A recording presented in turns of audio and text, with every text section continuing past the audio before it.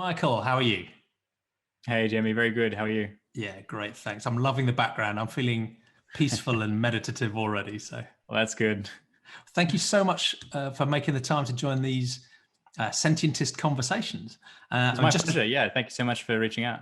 Yeah, it's good to finally have the chance to talk. This is as close as we'll get to in real life for the moment, but maybe once we've knocked this virus on the head, one day we'll get the chance to meet in person and continue the conversation over a beer. So this series of conversations are really trying to address what I think the two deepest philosophical questions: what's real and what matters. And the simple worldview that I'm trying to develop and popularize and build some community around on sentientism answers those two questions by saying, when we think about what's real and what to believe, we should take a naturalistic approach that uses evidence and reason broadly defined to form our beliefs. And when it comes to what matters, the clue is in the name, that we should use sentience, the capacity to have subjective experiences, to suffer and flourish, to set our moral boundaries. And essentially we should include and have compassion for all sentient beings. That's it. But in these conversations, I'm talking to people who disagree with that philosophy as well as people who agree with it. So it'll be fascinating to see where their conversation goes. But before we get to those two questions, for people who don't know you and your work, how would you best introduce yourself?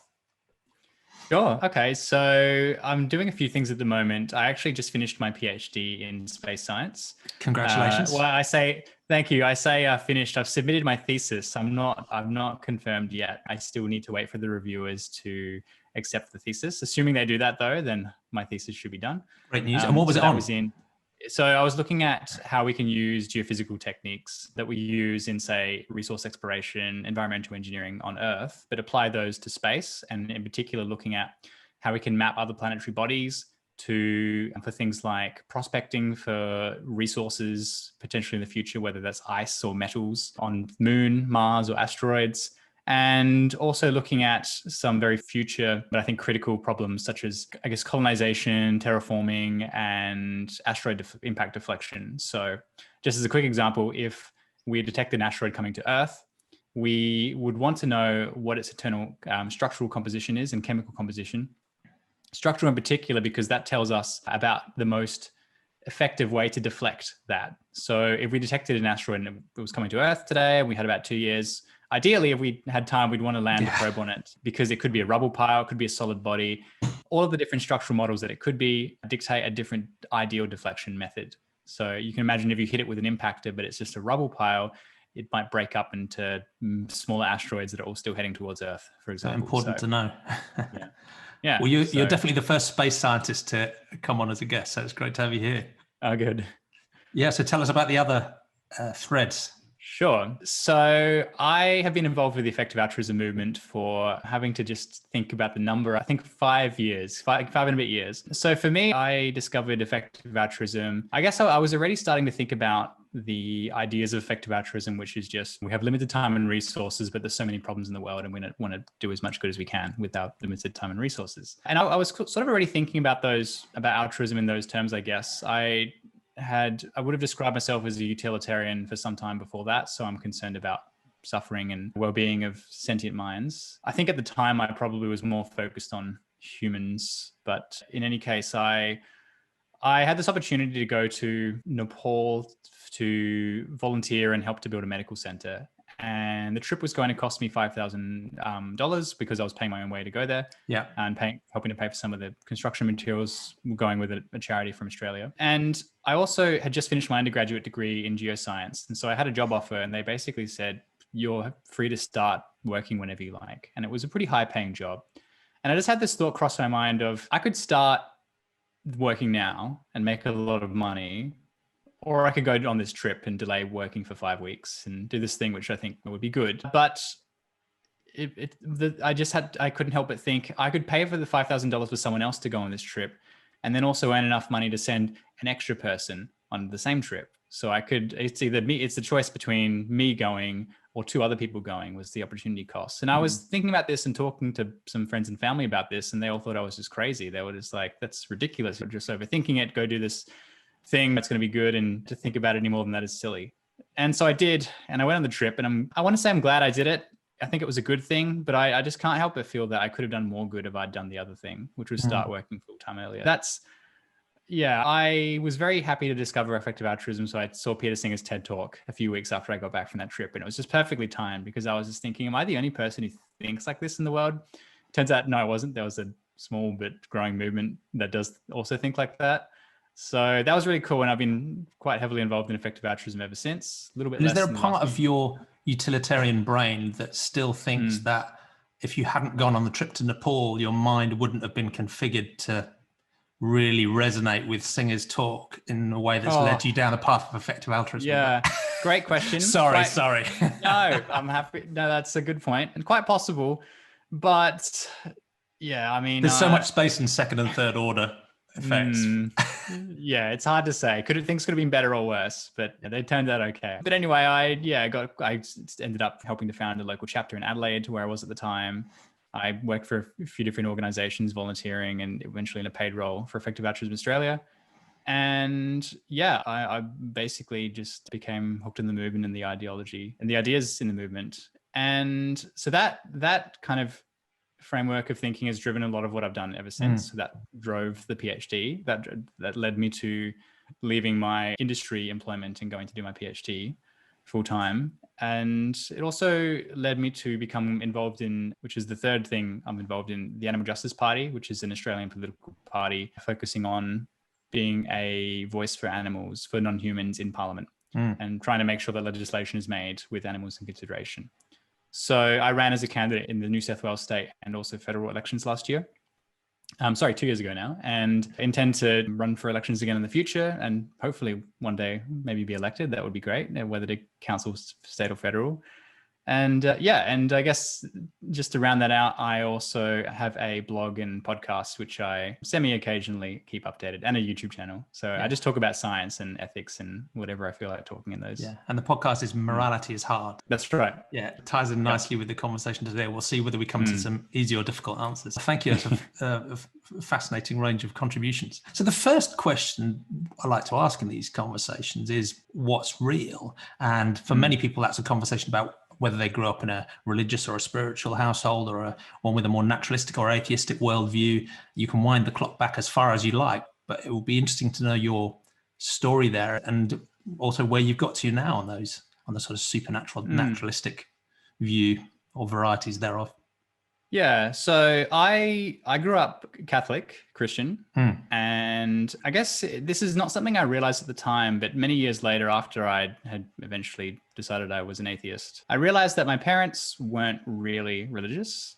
Their parents were very religious, which is why I was baptized, and I'm not sure how much of an influence that was into sending me I went to a private Jesuit Catholic school. Yeah, very religious. I don't know, whether how much of that was influenced by my parents being very religious. But anyway, so I think I just took it for granted that there is a God and it's the Christian God and that's it. And you do what you're supposed to be told or you don't go to heaven. And I went through basically from year 2 to year 12 of school, just being taught that every day and assuming that, just taking that for granted. And then after I left school, I started to think about it a little bit more, and eventually came to the conclusion after a few years, which was very difficult for me, but I just realized that I did not think any of it was true. Yeah. That was a tough part of my life, but I think I'm all the better for it coming out the other side of it. But I guess, to go back to your question, I grew up for pretty much until I was 19 thinking that what's said in the Bible is true, and I just took it for granted and never really questioned it. It sounds like it was more of an evidence and a fact and an epistemological questioning in your mind, going whether it was the inconsistencies or lack of evidence that sort of led you to think it's not true. Was it more that, or what were your thoughts on the sort of ethics that were layered into Catholicism? Was that a factor as well, or it just doesn't feel like it's true anymore?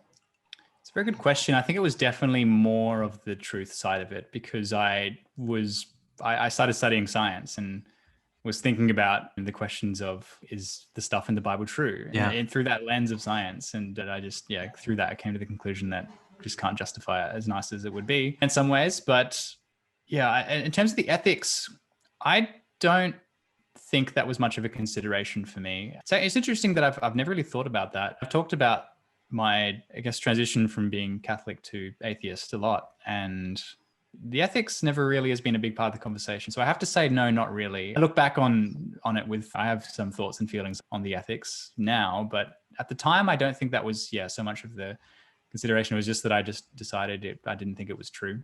And the thoughts about ethics came later. And what made it a difficult process? Was it social context or grandparents or family, or was it more an internal sort of turmoil of working through some things you deeply held before? Yeah, it's something that I have struggled with for most of my life, but the fear of death and what happens after. And even when I was a kid and took an afterlife for granted, I would occasionally think, what if it's not real? And I'd have a panic attack thinking about what that would be like. And then I would calm myself down by saying... more a fear that there wasn't an afterlife rather than a fear of hell or a negative afterlife. Yeah, exactly. Yeah, much more afraid of there being no afterlife than of hell. Yeah. But I quickly just put my fears to ease back then by just saying, that's silly. It's definitely true. There's definitely heaven. Yeah. So I think that's the main thing that made it hard. Maybe even what kept me believing in it longer than I otherwise would have, just because it was quite comforting. Yeah. So being faced with an uncomfortable truth and trying to come to terms with that was difficult for me. And it's something I still do struggle with today from time to time, but it's a work in progress. And it's psychologically, it's in a way, it's understandable because, and we'll come back to this conversation later on, almost by definition, our own experience is viscerally central to everything. I mean, how could it be different? It is the center of our entire experience. And I'm highly confident that the rest of the world exists and is really out there, and you are too.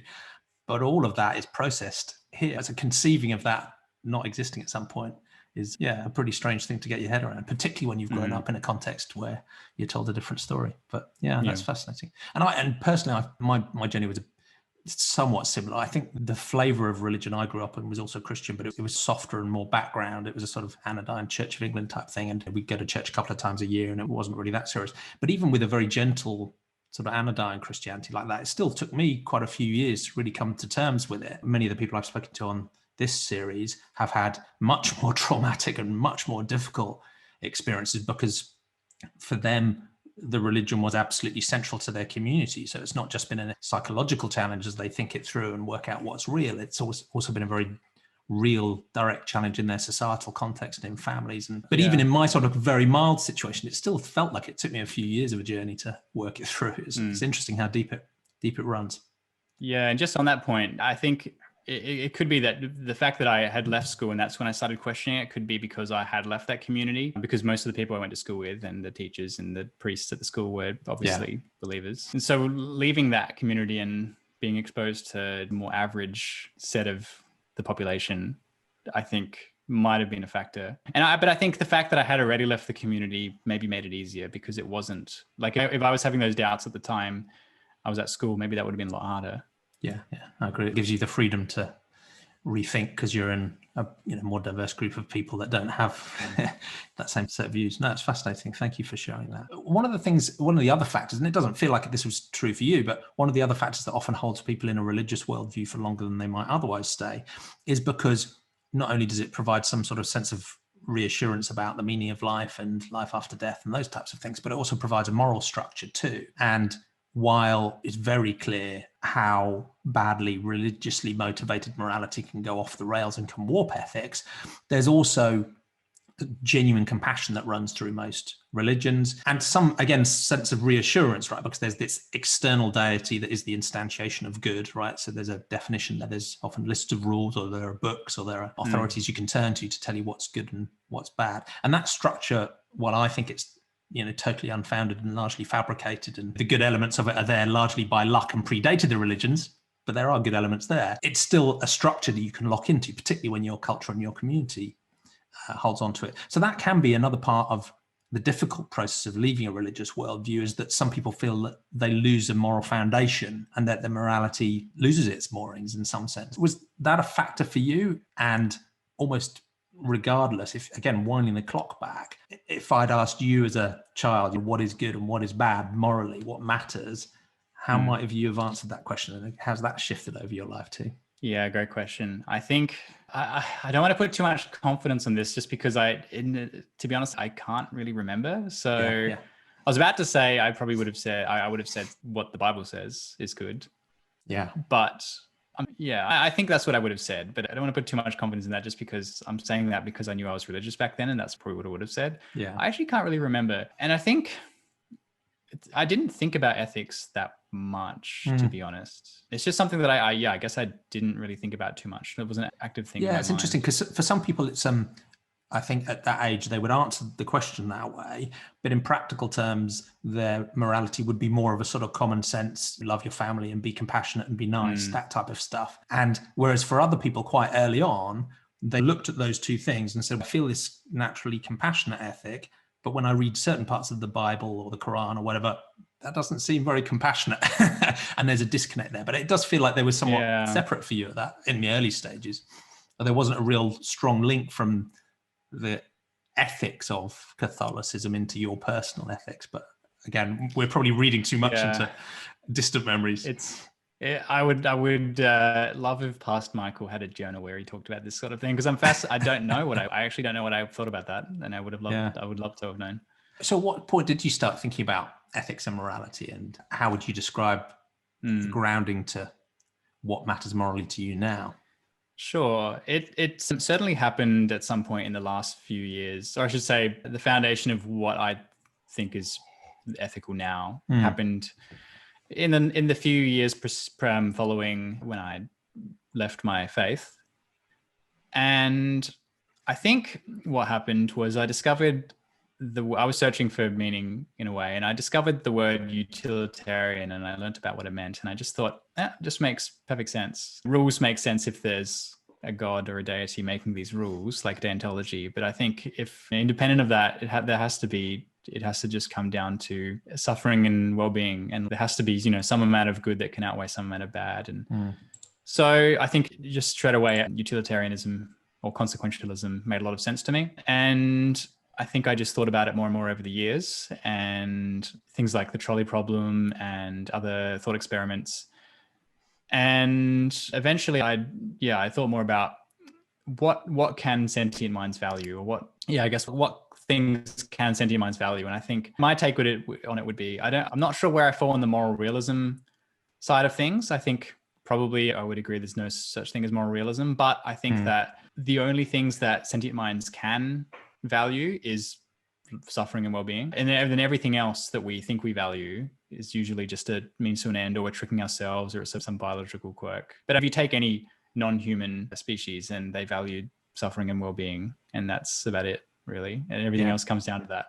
So in a way, we have more, as humans, we have more things in between our actions and our goals, but it's still the same thing. That's, I guess, a simplified version of my take on it now. So I guess that just developed over a few years of learning about what utilitarianism is and what some other people have said about the topic. And probably Peter Singer was one of the first utilitarian authors I read, and then I've read some others since then, and would largely agree with what they say on that. Yeah, fascinating. And I feel a very similar pull. I think so many things can be morally good or bad, but when you ask why is that good or bad, and you keep asking why, for me, you always come back to the experience of a sentient being. You always come inescapably back to suffering or flourishing, which I describe in very broad terms. I think suffering is any qualitatively negative experience, so physical pain through to existential angst, through to the sense of loss, and flourishing being any positively valenced experience, right? So physical pleasure all the way through to a sense of love, awe and wonder and connectedness with the universe. All of those things count. I think sometimes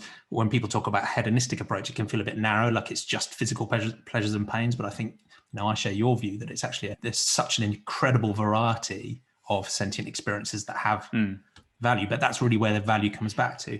And while there's a lot of obviously philosophical debate about what's the right ethical system, and utilitarianism, deontology, virtue ethics, so on and so forth, in a way, sentientism, I've tried to frame it in a way that cops out of all of those difficult questions and just says, use whatever ethical system you like, but your scope of moral considerability at least has to include all sentient beings. So arguably, you could be a sentientist who cares about all sentient beings, but still be a deontologist because you follow a rule that it's nice to be kind to all sentient beings, or similar in virtue. But personally, I do have a more of a consequentialist outlook. So I'm nervous about some of the sort of more simplistic or mathematical forms of utilitarianism in the way that they might aggregate suffering or flourishing, and there's all sorts of complex debates to be had there. But I do think that ultimately everything comes back in terms of value to consequences for the experiences of sentient beings. Yeah. And I guess the way I think about that is, why is it that we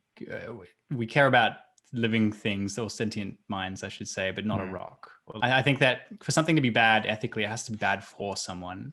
And it can't be bad for a rock or a spinach plant. Yeah. There has to be something that it is, that this is the philosophical sentence they always use, but there has to be something that it is like to be that thing. Yeah. There's something that it's like to be a human. There's an experience. There's something that it's like to be a pig or whatever else. There's not something that it's like to be a rock or a spinach plant. I agree. It almost feels definitionally true or tautologically true, because in almost once you've put supernatural morality to one side, which defines morality as compliance with or alignment with the essence of a fictional deity, once you put that aside and you say, well, we're going to have a naturalistic morality, almost by definition, it is a concern for others, and those others have to have some valenced shift in their experience for you to care about. So it almost becomes tautological, but tautologies are true. That's why they're tautologies. So I'm nervous sometimes that it becomes, whether we're begging the question, but it also seems almost self-evidently true that if you're going to have a naturalistic morality, you ultimately care about the experiences of sentient beings. And I like to joke, and this will annoy the virtue ethicists or the deontologists who are sentientists, but in a way, I'm a big fan of deontological rules and ethical virtues as long as they consistently deliver positive utility outcomes. And in a way, even the deontologists and the virtue ethicists, you say, why are those good rules and why are those good virtues? And it's because they think they deliver good outcomes, good consequences. Again, I like I say, sentientism stays neutral on that stuff, just because I think the most valuable thing is setting the boundary. But that's one of the other things that would be interesting, because you've already made it clear that you don't draw the boundary based on humanity and membership of our species. You think about sentient. So again, to wind the clock back, it would be great to understand your journey as to your moral circle or your scope of moral considerability, how that develops over time, how early, and what were the turning points for you. I just want to make one comment on that. No, that's okay. So the way I think about it, why there should be no divide between a human or any other sentient mind is, if you take it for granted that humans have value, then you think about evolution and you go back one generation of humans, they still have value. 10 generations of humans, they still have value.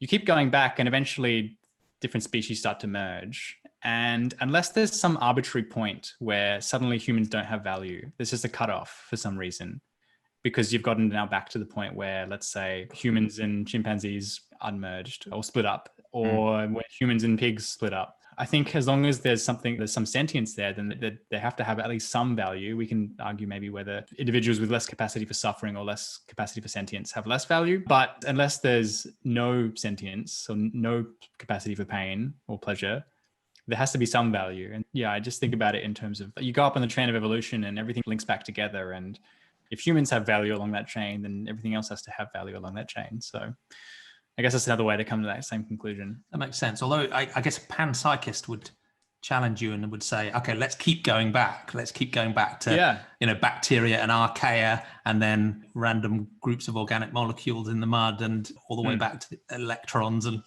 I think there would probably be a cutoff point somewhere. I guess there'd have to be, unless I'm open to this if there's evidence for it, but unless it turns out that atoms are individually sentient. And I know that there are some people who have written about that. I don't understand it, but some people have proposed that might be the case. So there could be some cutoff point, whether it's like the creation of the first neuron or something by genetic mutation or something. So maybe that's the cutoff point. But, personally, as a good naturalist, I remain open-minded even to ideas that intuitively feel crazy to me. But I do tend to think of sentience more as something that has happened because of a particular biological evolutionary process that's made it useful for us to have an advanced capability to monitor ourselves in an environment that happened at some point in the development of animals, but not before that, because of an evolutionary pressure that made that useful. And that we can then infer that through behavior and communications, but also architecture as well. So anywhere we have evidence of there being sentience, my own personally and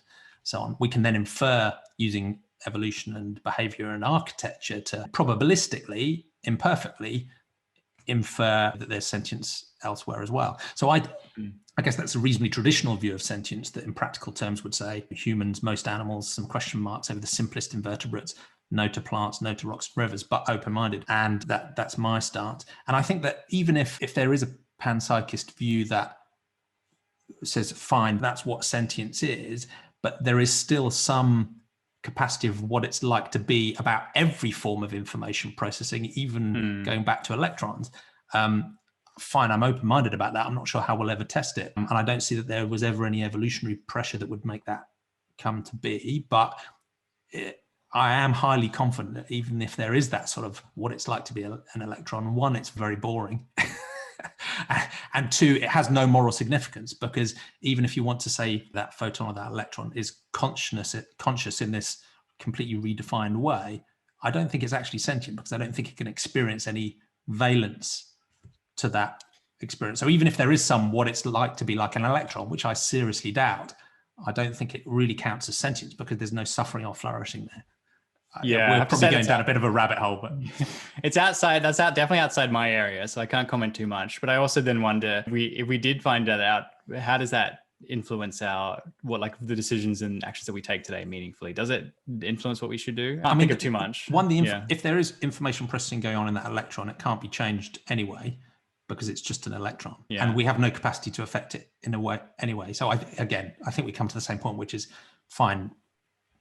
But it's morally irrelevant, which I think brings us back to this sort of more scientific mainstream concept of which things are able to experience suffering and flourishing. But how early did you start thinking about non-humans having moral worth, and how quickly did that have an influence on your lifestyle? And was that a difficult journey as well? Yeah, sorry, we got very off topic there. That's my fault. I find it fascinating. Yeah, great question. I've had companion animals growing up. We had several cats and a dog, and I cared for them a lot, but I ate animal products. So I don't know. I think the animal products might be just the case of me never questioning it and just taking it for granted and not actually thinking about it too much. Yeah. Again, I don't want to put too much stock in my unreliable memory, but to answer your question, so I really started to think seriously about considering all non-humans. So I first went vegetarian now about 8 years ago. Yeah, 8 years ago, I think almost. That was mostly for environmental reasons at the time, but I had a friend who was vegan for environmental and ethical reasons. And when I say ethical, I mean specifically out of concern for non-humans. Yeah. So I asked, that was probably one of the biggest influences for me to be vegetarian, because I was concerned about climate change. I was concerned at the time for reasons relating to humans, as in what impacts would this have on humans. Yeah. But I was open, I guess just the act of being vegetarian maybe made me more open-minded to thinking, okay, I'm not doing this one thing anymore. And actually maybe that one thing was like quite bad, and I'm still supporting dairy and egg industries. And is that also bad? Yeah. And then after 2 years of being vegetarian, I think it happened earlier. I think I realized somewhere in that 2 years that I can't justify like eating any animal products anymore. And then it took me some time to finally make the switch. So I'd say somewhere from 5 to 8 years ago is where I really started to seriously consider not just some like domesticated animal species, but also just all non-human species. And I think quickly after that came the realization that actually insects might be sentient, and that should matter. And then from there, I just kept going, I guess. I thought, oh, what if AI is sentient? And maybe we should care about that. If there's like digital minds being exploited in the future, that would be bad. Yeah. Probably. But then I think when you get to the maybe electrons are sentient, and you can just, rather than continuously having to update, you can just capture all that at once and just say, I just care about everything that's sentient. Yeah. So that's why I just really love the term sentientist, because it just, I know Cosmic Skeptic has said it doesn't quite roll off the tongue very nicely. And maybe. Yeah, I was outraged. He said the term has absolutely no wit about it. Couldn't believe it. But I have to say, it's an incredibly useful term. It's so descriptive, and it just captures everything about it. It just captures everything. It means you think that sentient minds are valuable, and that future-proofs you for so many. A new scientific discovery. Okay, your laptop is sentient. Fine, Sentientist covers that already. You don't even need to change anything. You just say, oh, okay, yeah, I guess I care about laptops. So yeah, it just covers all bases, I think. Yeah, that's partly why I've been drawn to it as well. And I did, when Cosmic Skeptic sent that, I sent my army of 200 YouTube subscribers after him, but I'm not sure he noticed. Nothing really happened. I'll have to comment as well on his video. But he's, at least grudgingly, he still says he's a sentientist. Yeah. I agree. The word's got a bit too clunky. It's got too many syllables in it. But what I like, and I share this with you, is that it has the most important defining characteristic at the center of the word, right? That's what it is. So like humanism is primarily about humans, although encouragingly they're stretching the definition. Sentientism is about sentience, and that fits in every context. And I also like that future proofing as well. Many people who call themselves sentientists find talking about alien sentience or artificial intelligence sentience or these other types of things an irritating intellectual distraction, because they are understandably focused on the 8 billion human sentience and the many trillions of non-human sentience that exist now and undergo enormous suffering. And I completely agree in terms of priority and focus. I'd share that. But I do think intellectually it's useful to have a term that isn't defined by substrate or species or some other irrelevant characteristic. It's defined by the one moral characteristic, and almost described it as, you look at all sorts of other isms, many of which are unpleasant discriminations. In a way, sentientism is the only moral discrimination, because the only things excluded are things that don't care because they can't experience anything. And any being that is capable of suffering, we put our arms around and have compassion for, whether or not we're in a position to really help. But that's fascinating. And I want to come on to the next stage of our conversation, because so much of your life has been focused on this topic, which is making a better world and a better universe. And so this section is thinking about the future and imagining we're in this slightly strange position, I think, where you and I share a naturalistic worldview. The best way of understanding reality, however imperfectly, is to engage with it honestly. But most people on the planet, at least in some sense, disagree with us because they think there is some sort of supernatural or revealed or other way of knowing beyond using evidence and reason to build beliefs. And when it comes to what matters, you and I have settled, I think, very solidly on sentience as being the defining moral qualifier. Why should there be any type of suffering that should be excluded? Surely all of that suffering should matter in some sense. That doesn't mean the answers are easy, but at least in terms of consideration. So I think you and I both feel that those positions are pretty solid, right? We're open-minded and open to new evidence, but they seem pretty strong foundations. In a way, that's what I'm trying to do with sentientism, is say, look, let's deal with all the other complexity later, but let's focus on the easy foundational platform stuff, which to my mind should be naturalism and this focus on sentience. But yeah, nearly everybody else disagrees with us. If you imagine a situation where we could get more of the 8 billion people on the planet, who are the ones probably with the most power to shift the future, I'm not sure other species we can rely on them too much. If we could get more people to take a naturalistic approach and have a broader circle of moral compassion, what could that future look like is the first question. And you can go sci-fi, distant David Deutsch style, if you like, or you can think more immediate term. And how can we get there, given that, most people do disagree with us and think we're weird? There's a broad question, but sure. I think there's two very different things there. And I do think they're different. And one is the naturalistic way of engaging with the world and understanding it. And one is the what matters ethically. Yeah. And I think those require two different challenges to get the world to where we'd like it to be on each of those. I don't know if I have an answer of how we can get there, except for some maybe small scale discussions. I do like the idea of expanding the moral circle and values spreading. So especially when you think about the far future, and I think the far future is very important and we should care about lives that don't exist yet and think about what we can do to influence them positively. And I think one of the things that we can consistently do to make the lives of individuals in the future better is to spread good values now. So if we imagine just spreading these values that we think are good, naturalistic views, caring about sentience, I think those are strong, solid bets for improving the lives of people of sentient minds in the future. Because a lot of other interventions are quite specific, and it's hard to even say, even if we think it's good in the short term, what's the effect going to be in the long term? We can't necessarily easily say that they're going to be positive. But I think with value spreading, there's always a case for maybe that would be bad somehow in the long run. But I just think it's a pretty safe bet to spread good values into the future. And the way we do that is just to get more people today to believe them. And then that just propagates through society into the future. Yeah, and I'm in two minds about it. And again, there's a danger here, because that's obviously one of the things I'm focusing on with this sentientism idea. Because on the one hand, we know how difficult it is to just change people's values. Wouldn't we love it if just the force of argument was enough? For some people it isn't, but for most people, social norms and indoctrination and habits hold them really tightly. So it's quite hard to do, but I think it is possible. But I share your intuition that in a world of moral uncertainty, what's right, what's wrong, and a moral of epistemological uncertainty, the world is a bloody complex place, and how hard it is to understand which of our interventions do good or do harm, or certainly which are best. That's really difficult. So in a way, it's a sort of copping out and saying, okay, I think sharing positive values feels like, even given those uncertainties, it should be robust, right? It should be pretty solid. It helps in the short term, should help in the long term. It should help. Arguably, every human problem, to my mind, is caused by either a restriction of compassion or by people believing things that are poorly founded in reality. So by addressing those things, arguably you make all decisions better, and you increase the chances of any political system working well, and you increase our chances of fixing any problem. Yeah, it's almost like backing away from the uncertainty, but having a robust approach that tries to improve values generally. Yeah. Some people will say that's a cop-out. It's hard to do. And actually, here's this very specific, thing with a really obvious direct value that we should be focusing more effort on. So.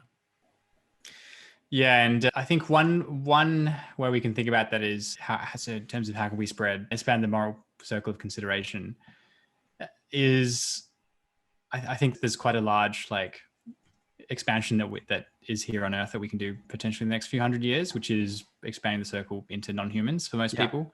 So getting most people to care about non-humans enough to, say, not exploit them for food and so on. Yeah, I think if we were to make strides in that over the next 100 years, I think that would get us a long way to spreading that value of an expanded moral circle of consideration. That feels like it's doable, but partly because we can be caught up in the zeitgeist in the countries we live in, where veganism and so on seem to be becoming more mainstream, and that can blind us to the fact that global meat and dairy consumption is still going up. So you don't want to be too naive, but it does feel like there's some shifts in the zeitgeist, if you like, around those ethics. But you also touched on an interesting point earlier on, where actually sometimes just freeing people from that system makes it easy for them to upgrade their ethics about that system. So as alternatives to animal products become more prevalent, and as the environmental pressure pushes more people away from them and worry about zoonotic diseases, antimicrobial resistance and so on, I think for a variety of reasons, more people will end up detaching from the animal product industries, which will actually free them to then upgrade their values and think more generously about sentience, as in a way you did. Once you'd already become vegetarian for other reasons, it made it a little easier for you to challenge the system that you were less a part of. But yeah, that seems to match my experience and also the limited psychological research that I've read on the topic. It's just helping to break down that cognitive dissonance through anything that makes it easier. If you're not participating in something for a little while, then it makes it easier to think whether that thing is wrong. Whereas when it's something you've been raised to do and to think is normal and something you do all the time and everyone who does it, it's much harder to think about the possibility that's not inconsistent with your values. Yes, but that's another topic. Yeah. And linked to that is the idea of politics in that context as well, and particularly given the role you play in standing for election and being part of the Animal Welfare Party. What role do you think politics can play in that moral circle expansion and shifting the agenda there as well? Because there's been interesting shifts within the animal advocacy movement of people like Sue Donaldson and Will Himlicker and Alistair Cochrane writing Sentientist Politics, talking about how can we actually get non-humans to be represented as well. Given your role, it'd be interesting to have a sense of how that is working and how it might work over time. Yeah, I see it as two sides of the same coin in a sense, because we need, I'll come back to this because I don't want this to be a cop-out answer. We need both. Sometimes that is the right answer, but we need the people encouraging people in more of like grassroots organic level of behavior change. But then we also need people in Parliament where major decisions are made to help make decisions with animals in consideration. And there's an example that one of our elected members, Emma Hurst, gives, which I love, so I'll just copy it. This is partly due to people just consuming less dairy, whether that's for ethical reasons, environmental, or even health reasons if people are lactose intolerant. But plant-based milks have become a lot more prevalent over the last few decades, and they're taking up a lot larger proportion of the market share of milks. So that's good. But then in Australia, we're seeing some politicians with pressure from their, say, dairy farmer or animal agriculture base of voters, which is like a very rural, the rural base of voters, I guess. They're getting pressured to actively fight against those things, those products. So for example, things like, this is happening in the EU right now, I think, but they've talked about it in Australia as well. Things like banning the use of the word milk for things like soy milk and almond milk and so on, like those kinds of changes, and banning call them sausages anymore and that kind of thing. So if we just had the grassroots stuff going on, I think it would be harder for us to be able to block those changes, which would be like, I think a pretty big deal, at least in terms of people being able to buy plant-based milk products and that kind of thing, animal product alternatives. So I think that's a good example of why the politics side is also really important. It's very hard because at the end of the day, with politics, you're still really, for the most part, you're just tied to what the public wants because you have to get elected. And so if you're honest and truthful and you say, this is what I'm going to do if elected, then you only get elected if enough people in society want that as well. So I don't think that is going to be like a major part of the biggest part of the, what's the word I'm trying to use? I don't think that's going to be like a key part of this whole picture of like sentientist politics, because what it would require also a big enough proportion of society to hold those values as well. But in the meantime, we can get a few people elected, and especially in our parliamentary system where it's easier as a small party to get people elected in the upper house. So we can have a few people at that table helping to make those decisions. And I guess we'll take that opportunity if we can. And I think that is really impactful.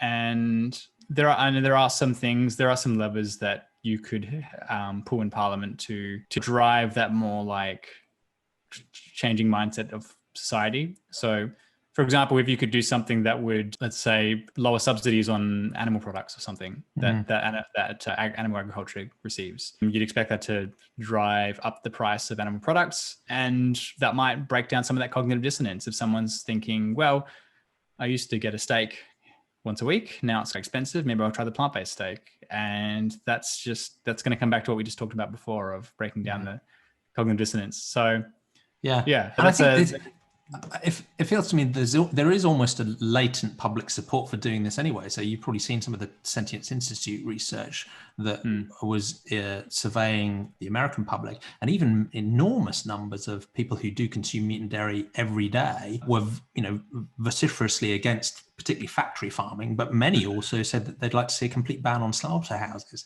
So there's almost a sort of latent public support for many of the things we're talking about, but it's trapped by social norms and indoctrination. So in a way, it does feel like yes, we can continue to make the moral argument, but in a sense, that's already won.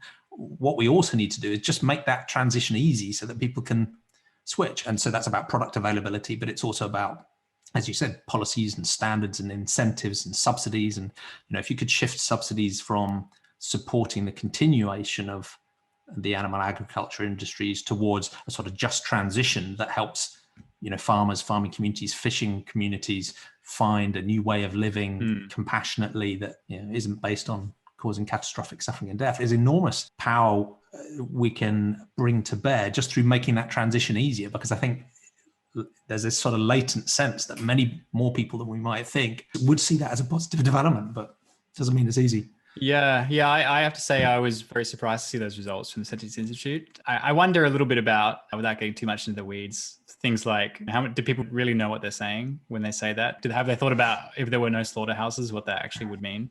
Yeah, but it's encouraging regardless, but I'm a little bit skeptical as to how seriously we should take those. Yeah, how meaningful that is really in terms of behavior change. But it's encouraging. It is. So to go back to your question before, if I can, of course, what I want society to look like. In terms of short term, not sure. It's tricky to say, but in terms of long term, what I want society to look like, I actually have a really clear example in mind, and that I'm a very avid consumer of sci-fi. And my favorite sci-fi series is the Culture series by Ian Banks. Yeah, wonderful. So I actually just want to read the synopsis if I can of the Culture, because I think it just perfectly encapsulates a nice goal for society to look like. Yeah. Because I see it as a utopia, this society. So it's basically an interstellar post-scarcity civilization where there's just not really resource pressures. Wars are quite rare because there's just not really any need. And so they hold values of peace and individual freedom as core values. And the premise of the story revolves around how they, as being benevolent technocrats in a way, or just supremely technologically advanced, how they try to interact with other societies that are not as technologically advanced, but don't hold the same values.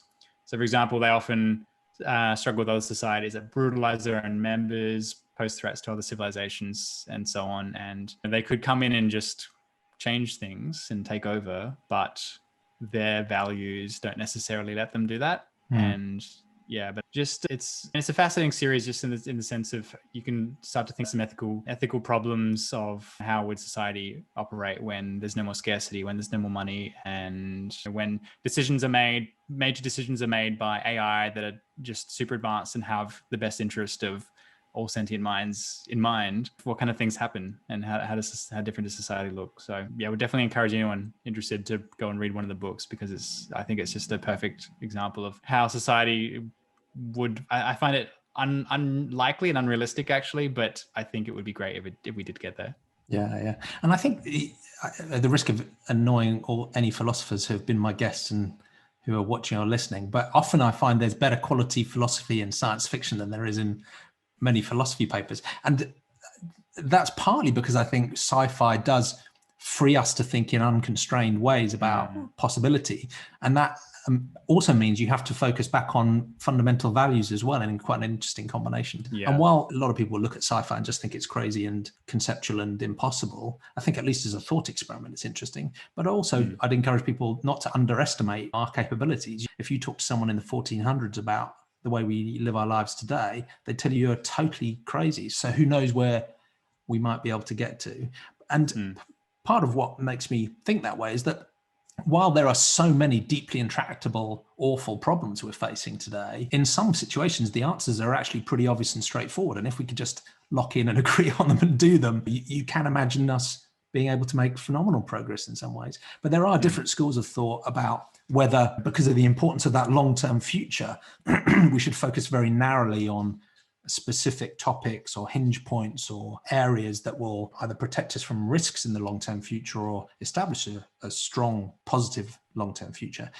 And others that are more broad-based, and I think my instinct is here, that the best way of locking in a strong, positive long-term future is actually to free the intellect and emotion and compassion of more of the 8 billion highly capable humans today, so that we can, with better values, solve problems, manage risks, and lock that future in. So I find this, I'm always hesitant about the slightly more elitist, focused approaches on the long-term future. And I tend to come back to my instinct of let's make today better as a way of improving the long term. But there's different schools of thought there too. So yeah, we're just about coming up on the hour. I mean, that's been a fascinating run through your perspective on your own personal philosophical journey and some thoughts about the future as well. Are there any other things you'd like to lay into that vision of the future before we start to wrap up? Or yeah, I can't really think of too much I'd want to add, but I just want to say thank you, because this has actually been quite interesting for me as well. And you've compelled me to think about some things that I'd actually have never thought about, which has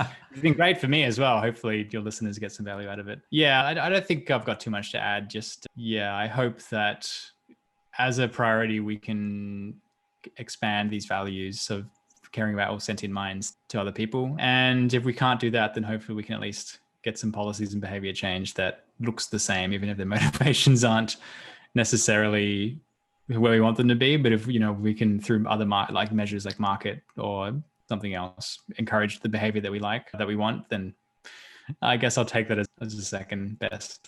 Yeah. And of course, all of that's for naught if we get hit by an asteroid. So thank you for your work managing those existential and catastrophic risks as well, so that we can hopefully keep making some progress. I try. Thank you. It's been great to have you on. Thank you for helping to normalize rational, compassionate thinking in a minor way, at least. Thank you.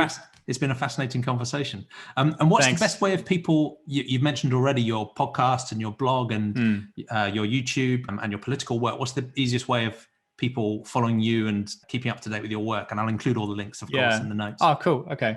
So I think the key one would just be my website /blog, which is michaeldello.com. I think everything is linked to from there, but probably the other main platforms would be my YouTube channel, which is Vegan Space Scientist on YouTube, and my podcast, which is Morality is Hard. But that's all linked from the website anyway, so you can get to that from there. That's great. Well, Michael, thank you. It's been a real pleasure, and I've enjoyed being in the forest with you for an hour. So, thank you so much, Jamie. Appreciate it. All right. Take care. See ya.